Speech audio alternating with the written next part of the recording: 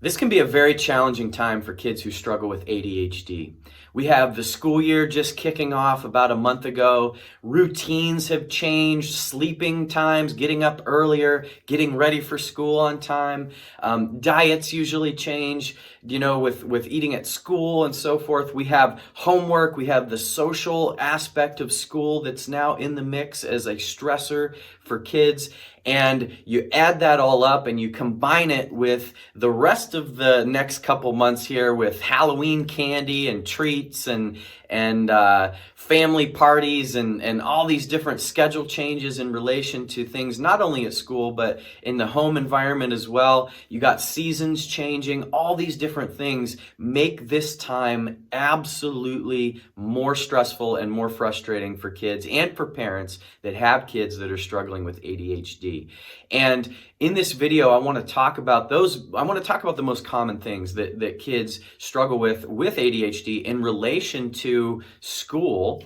And I also want to talk about why. What is the cause of ADHD and the symptoms associated with it for kids that are struggling? And the answer to that, you're going to want to watch this video to learn, is quite simple. It's simpler than you may think. And I want to break it down for you in this video. So if you're watching this video, I want to start by naming the top 5 things that most parents, or that I commonly hear of from most parents that bring their kid in with a challenge like ADHD. And when you relate that into school, the number one thing, or not the number one, but the first thing we're going to talk about is simply difficulty focusing and sustaining attention during class, while doing homework, and so forth. The second most common thing would be impulsivity, impaired decision making. That can oftentimes lead to a disruption in class, or not behaving well, or not following directions in school. The third thing would be restlessness, hyperactivity, moving around. They can't sit still. They're just constantly itching, moving, adjusting things. That's often seen in kids with ADHD. Number 4 would be poor time management and organization skills. When you have a kid that their nervous system, which we're going to talk about here, a little spoiler alert, their nervous system is already overwhelmed and they have a bunch of tasks to do, they become overwhelmed and they end up not getting anything done because their brain just is like, well, I don't know, I can't start this, I don't want to do this. They have so much to do, they don't know where to start and how to get things done in an organized fashion. And also they know the frustration. I was just talking with a mom and her kids yesterday. When they struggle with things like homework, they know what to do, and this is where the frustration sits, is a kid knows how to do what they need to do. They just can't, there's like a roadblock that's preventing them from getting it done, or from explaining or verbalizing or actually getting the work done. There's just something that they can't describe that's just preventing their brain from allowing them to get the tasks done. And lastly would be emotional dysregulation. So, emotional outbursts, meltdowns, temper tantrums, aggression, anxiety, depression, all of those things are very common.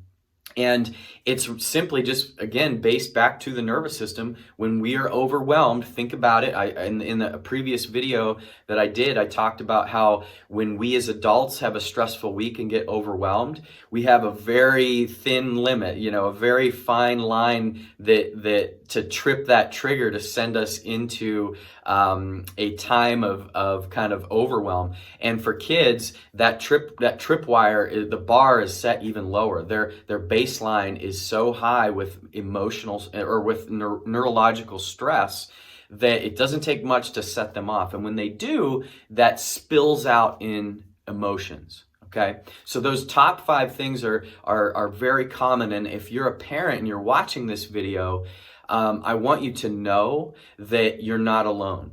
Okay, and I told that parent yesterday that I was talking with her kids, is that so often I find that parents that have kids that are struggling, they think that they're alone. They think that they're the only person that's dealing with this. And I want to tell you that you're not alone. We see this every single day in our practice. The same stories, different symptoms. The expression of that stress is different for each and every kid. However, it's so common. We see that with every single day in practice, and you're not alone. So now we want to get to why. Okay. And I know it sounds crazy to think that like all these different things that we just talked about, especially those 5 things that we just listed, how they could all relate back to one thing, but that's the truth. There's really one cause of ADHD, and that's a neurological imbalance. That's a brain and a nervous system that is overstimulated. Okay.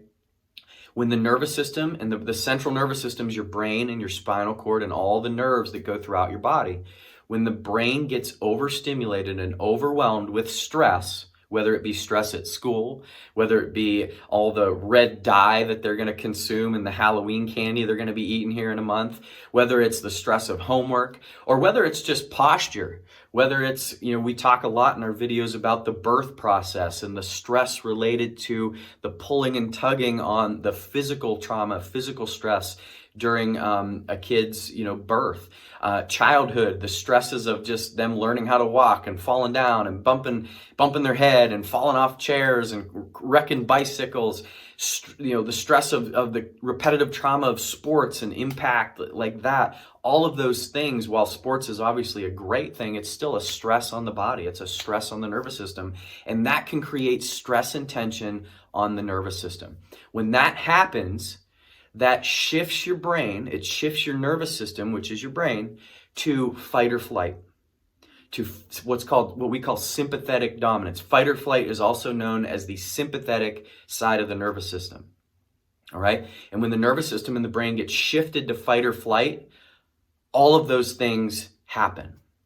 You get overwhelmed. You have trouble focusing. You have trouble sitting still because you have trouble getting tasks done, and you have trouble with emotions because your nervous system is high strung. Your nervous system is wound as tight as it can be, and it does not take a lot of extra stress to set things off. So that extra stress, the struggles that your kid is having, that just started when school started, is because their nervous system is already maxed out to capacity. Now they're adding on school and those dietary changes, and the seasons are changing, and the stress of homework and all those extra things, and your kid is having trouble dealing with it because because there's something wrong with them. It's just because their nervous system is overwhelmed. And that's what we can do to help. In our office, we assess with some insight scans that we do in our office. We assess the stress and tension in that nervous system. We can measure if the brain and if the nervous system is overwhelmed with stress. And if it is, through neurologically focused chiropractic care, very gentle, very non-invasive care, we can calm the nervous system. We can impose, if you want to Google a word, Google the vagus nerve, VAGUS, vagus nerve. That is the other side of the nervous system, which is the calming brake pedal, rest and digest, or what's known as the parasympathetic side of the nervous system. And when you pump the brakes, when you calm the brain, when you calm the nervous system, you're going to find that the kid is able to handle those additional stressors more effectively, and it's going to lead to the opposite of the 5 that we just mentioned. Easier time focusing, easier time paying attention, less impulsivity, less hyperactivity, less restlessness, better time management, easier time getting tasks done in terms of homework and such, better less emotional outbursts, and on and on. Okay? So if this is your kid, if he's struggling in school this year, please give our office a call, send us a message, send us an email. We'd love to show you how we can help. So stay tuned. We'll talk more next time.